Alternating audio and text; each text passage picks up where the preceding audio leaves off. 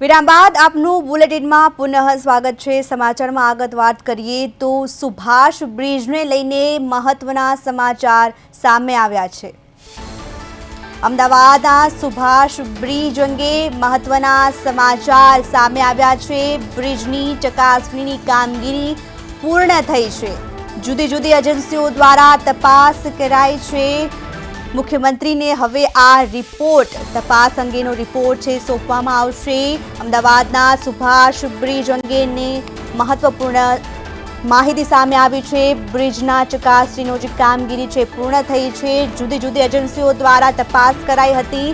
હવે તે તપાસનો રિપોર્ટ મુખ્યમંત્રીને સોંપવામાં આવશે। અમદાવાદના સુભાષ બ્રિજને લઈને મહત્વપૂર્ણ સમાચાર સામે આવ્યા છે।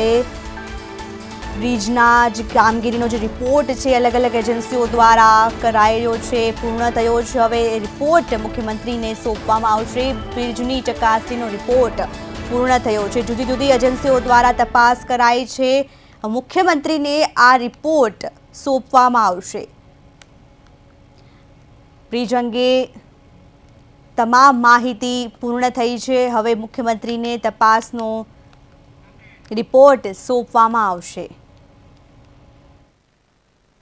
અમદાવાદમાં પૂર્વથી પશ્ચિમને જોડતો સૌથી વ્યસ્ત બ્રિજ એટલે કે સુભાષ બ્રિજ, જેના સ્પાનનો ભાગ બેસી જતા તેને જનતા માટે અવરજવર માટે બંધ કરવામાં આવ્યો હતો। જે પ્રમાણેના દ્રશ્યો આપ જોઈ રહ્યા છો કે આ બ્રિજ જે છે તે હાલ બંધ કરવામાં આવ્યો છે અને 4 ડિસેમ્બરના રોજ આ સ્પાનનો ભાગ બેસી જતા બ્રિજ બંધ કરાયો હતો। લોકોની અવરજવર જે છે તે આ બ્રિજ પર બંધ કરવામાં આવી હતી। 4 ડિસેમ્બરના રોજ બ્રિજ બંધ કરાયા બાદ 5 ડિસેમ્બરે કન્સલ્ટન્સ એજન્સી દ્વારા તપાસ હાથ ધરવામાં આવી હતી અને 5 ડિસેમ્બરથી લઈને પહેલા 5 દિવસ સુધી આ બ્રિજ બંધ કરાયો હતો અને ત્યારબાદ આ બ્રિજને શરૂ કરવાની તારીખ લંબાવવામાં આવી હતી।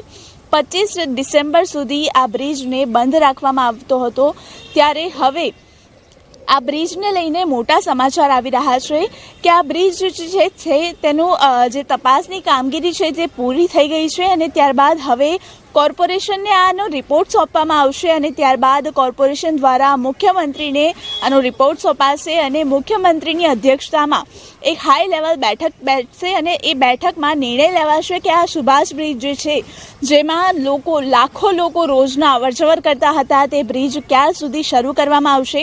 બ્રિજની જે હાલની સ્થિતિ છે તે અનુસાર નિર્ણય લેવાશે કે બ્રિજ ફરી શરૂ કરવામાં આવશે, રિપેરિંગ કરવામાં આવશે અથવા તો બ્રિજને તોડીને ફરી બનાવવાની કામગીરી કરવામાં આવશે। શું નિર્ણય લેવાશે તે આજે જે બેઠક મળશે બપોર બાદ તેમાં નિર્ણય લેવાશે। કેમેરામેન શિરખાન સાથે મૈત્રી વ્યાસ, પ્રદેશ 24 ગુજરાતી, અમદાવાદ।